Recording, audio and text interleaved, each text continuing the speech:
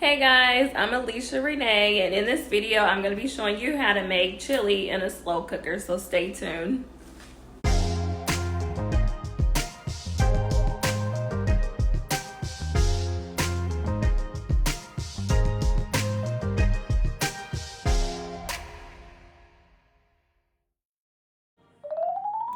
So guys, my kids are on fall break. Anytime these guys are on any kind of break, I spend so much time in the kitchen. This time I am going to be working night shift, so making things like slow cooker chili gives me a chance to get other things done around the house before I have to go to work. So first I cleaned my crock pot, got it nice and rinsed out. I've turned it on and set it. Guys, and this you want to do ahead of time. You want it to be nice and hot and ready for you to start putting your stuff in it. So definitely get this heated up, I say about 30 minutes to an hour in advance. So while my crock pot is getting ready, I'm gonna go ahead and chop this stuff up. Now guys, this recipe calls for a green bell pepper. However, I did a grocery store pickup, and when you go pick your stuff up, there's always like a substitution they had to make, or stuff was out of stock, and honestly, I didn't even see my green bell pepper at all. No notification about it. Luckily, I had this green one already in the refrigerator, so we're gonna substitute, but definitely use a green bell pepper. I don't think it makes a huge difference in taste. However, that green bell pepper just seems to have, it's super bell peppery tasting. I've used yellow before. They're kind of mild, so go ahead and get your green one. But yes, dice these up. Once you do that, we're going to toss them in the skillet. So I only used a half of onion. I had a pretty big onion, so I actually used a half of the onion and the whole bell pepper. So guys, you want to heat your skillet up on medium to high heat. Put about 2 tablespoons of oil, olive oil to be exact, in there.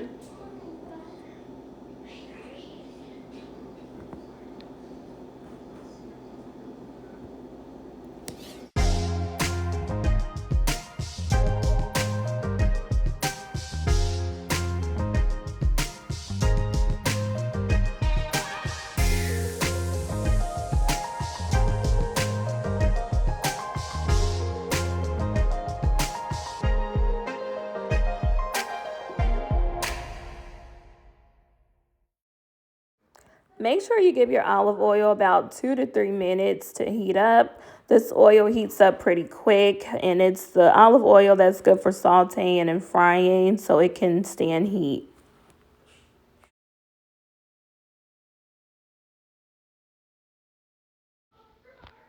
So cook the onion and bell pepper just a little, I'll say about 5 minutes, or until they start to sweat, and then you can kind of scoot them to the side of the skillet and add in your ground beef. Definitely use your large skillet with this. I used one that's kind of small, so make sure you use one that's big enough.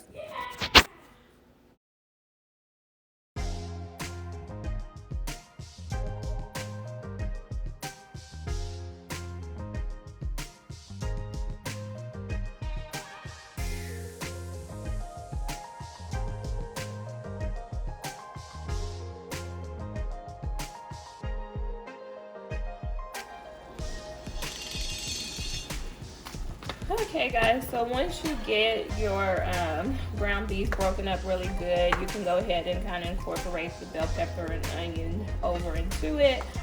This is a good time to go ahead and add your seasonings so that they settle in. I'm going to be putting some seasoning salt to taste, and garlic powder. This is some Lori's garlic powder I'm sprinkling. And I'm just putting enough to where you cover all the meat. So I went over that about 2 to 3 times with the garlic powder. Sea salt.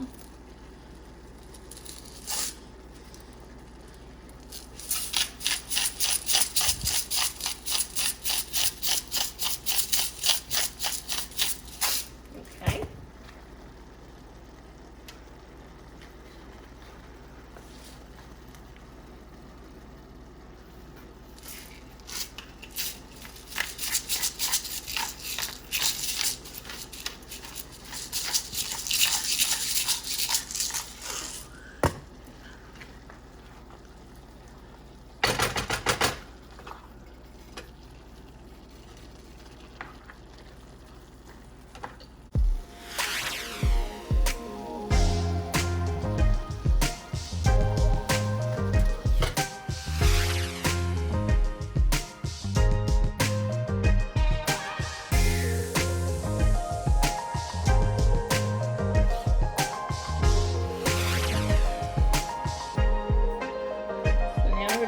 Straining the grease off.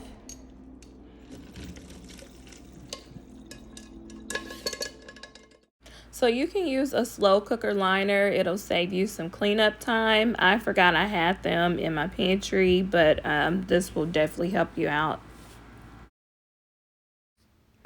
All right, so our crock pot was nice and ready for us. You can go ahead and add your ground beef mixture into the crock pot.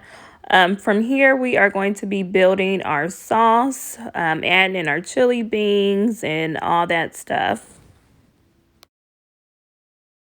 My Brooks chili beans. And strain off some of the juice. Of course, you're not going to be able to get all the juice off, but I did strain some of it off. I'm just going to dump all of that in.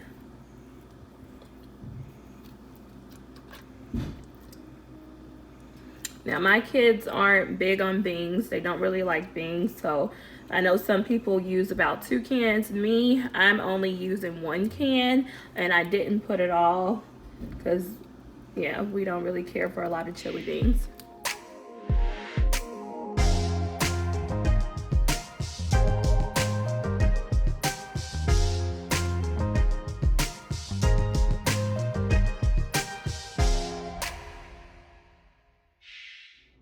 I apologize to my visual learners, but after I dumped this tomato sauce in, I filled the can up with water midway and poured it in as well.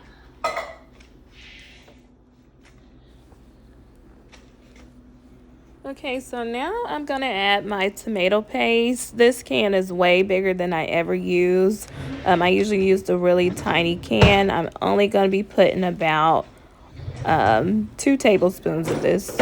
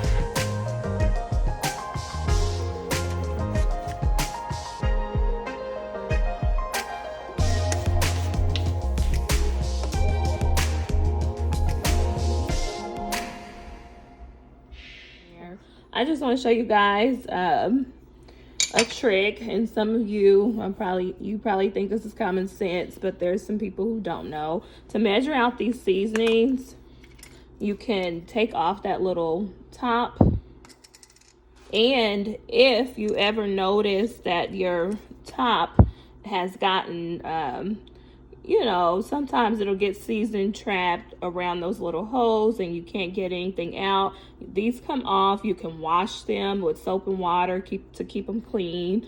If you need a measure, take it off. And you can stick your little teaspoon in there and take out however much you need. So I ended up adding 4 of these into my dish. Like I said, with the seasoning is to taste. So you add 2, see if you like it. If you feel that it's not enough, add more. If you feel like 4 isn't enough, add more.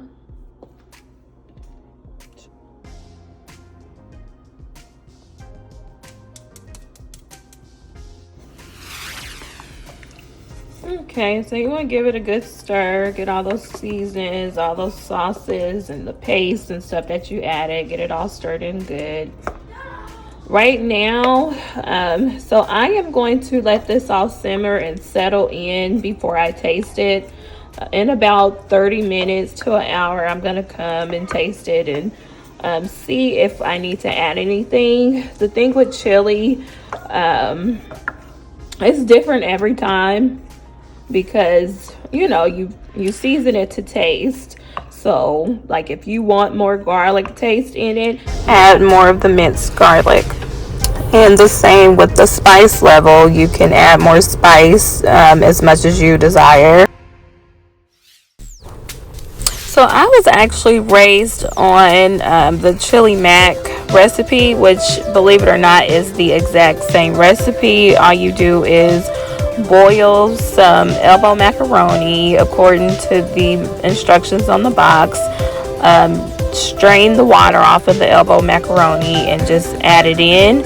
Or if you want to do it the slow cooker way, I'll say like the last hour of it cooking, go ahead and toss in those elbow macaronis and let them kind of cook that last hour, and they'll get tender. So once you've added in all your seasons, allow this to cook and simmer the rest of the way. Keep the lid on just to trap that heat in. You don't want to keep taking the top off if you don't need to.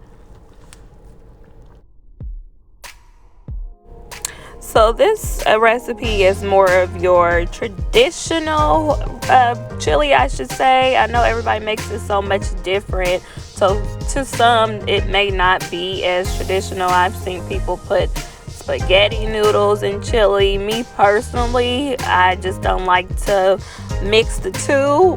I want my chili to be chili and my spaghetti to be spaghetti. But however you do it, there's no wrong way to do chili. I did add in another recipe at the bottom for like a Mexican style chili. And that one you can serve with like tortilla chips or whatever. Both recipes are really good for a cozy October night. I chose this one because the ingredients is pretty similar to mine. There's just a few things that they use that I feel is optional. Like they mentioned fish sauce and cumin and stuff. So I'll add in the description some of the things that I probably wouldn't use, but it's totally up to you, of course. So I said I wasn't going to make it as spicy because of the kids, but I could not help it. I went back and added 2 dashes of a red chili taco sauce and 2 dashes of the Frank's red hot sauce made by Taco Bell. I know some of you are like, what? But it just really gives it a good flavor. Chili is something you can play with and add things to taste. Don't overdo it. I just put about, I'll say 2 teaspoons in there.